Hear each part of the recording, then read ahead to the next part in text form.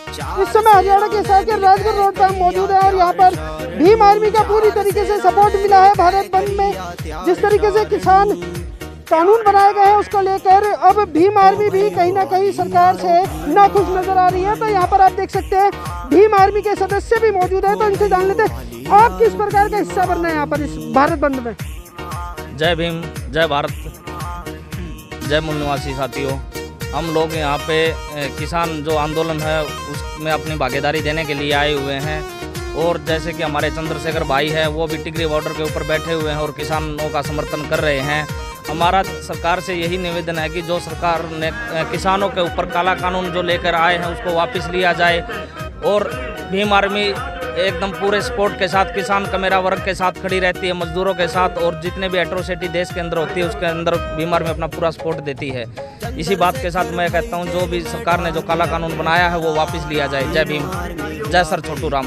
और भी हमारे साथ भीम आर्मी के सदस्य मौजूद हैं, इनसे बात कर लेते हैं। आप किस प्रकार का हिस्सा बनने जा रहे हैं? मैं भीम आर्मी से संतलाल अंबेडकर।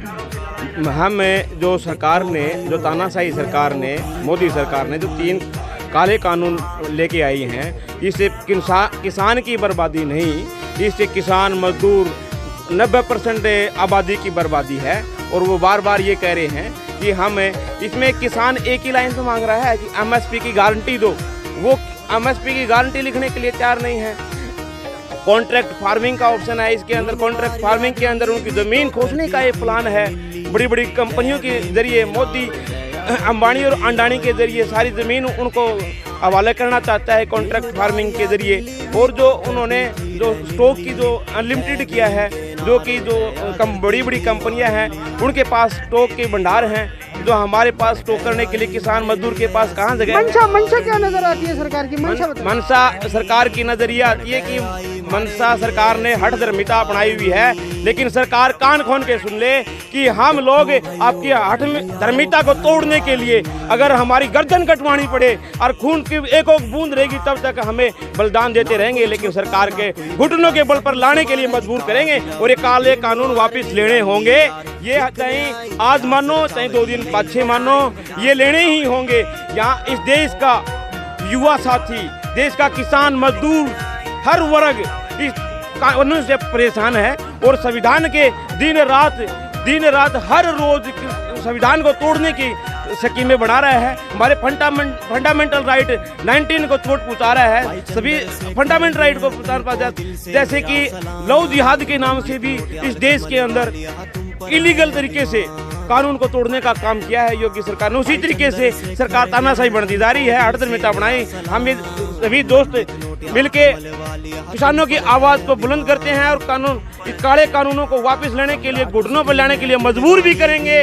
और हम यहाँ जब तक सरकार वापस नहीं लेगी तब तक रोडों पे ऐसे ही पसीना बहाएंगे। और भी लोग हमारे साथ मौजूद हैं, उनसे बात कर लेते हैं। अगर हम सरकार की बात करें तो कई अहम बैठकें हुई हैं, उसमें निष्कर्ष नहीं निकला है। सरकार लगातार ये कह रही है कि हम कहीं ना कहीं इस बिल को लेकर उसमें संशोधन करना चाहते हैं। वहीं अगर किसानों की बात करें तो किसान साफ तौर पर संशोधन का मना कर रहे हैं, वो इसको सिरे से निकाल रहे हैं। तो आखिर ऐसे में आप लोगों का प्रोटेस्ट कब तक जारी रहेगा? जो बैठकों की बात है वो सिर्फ सरकार का एक षड्यंत्र है, जो आम जनमानस है जिसको पता ही नहीं है कि कानून क्या है, बिल क्या है और किसानों की जो मांग क्या है और उनके जो है, तो आम जनमानस को गुमराह करने के लिए बैठ के कर रही है। और उनका साफ संकेत है कि जो काले कानून लाए गए हम ज्यों के तो रखेंगे और इस किसान को हम गुलाम बना के, बंधुआ मजदूर बना के रखेंगे और जो पूरी ज़मीन है देश की अडानी और अंबानी को देंगे। इसमें ये किसानों की बात नहीं है, ये मजदूरों की बात नहीं है, ये महिला की बात नहीं है, ये कर्मचारी की बात नहीं है। ये इस देश को संविधान बचाने की लड़ाई है, इस देश को बचाने की लड़ाई है। भारत को भारत बनाने की अगर बात है तो जो 85% 90% जो लोग हैं आज जो बिल्कुल हताश और निराश हैं, उनको एकजुट होने की ज़रूरत है। आज इस किसान महाआंदोलन को समर्थन देकर पूरा देश का जो जनमानस है वो एकजुट है। इसमें चाहे भीम आर्मी हो, चाहे बीएसपी हो, चाहे किसान संगठन हो, चाहे कर्मचारी संगठन हो, चाहे जो हमारे वकील हैं, वो सारे के सारे इसके अंदर हैं। और पूरा शोषित वंचित जो समाज है, 85 से 90% जो लोग हैं आज इस आंदोलन में कंधे से कंधा मिलाकर साथ खड़े हैं।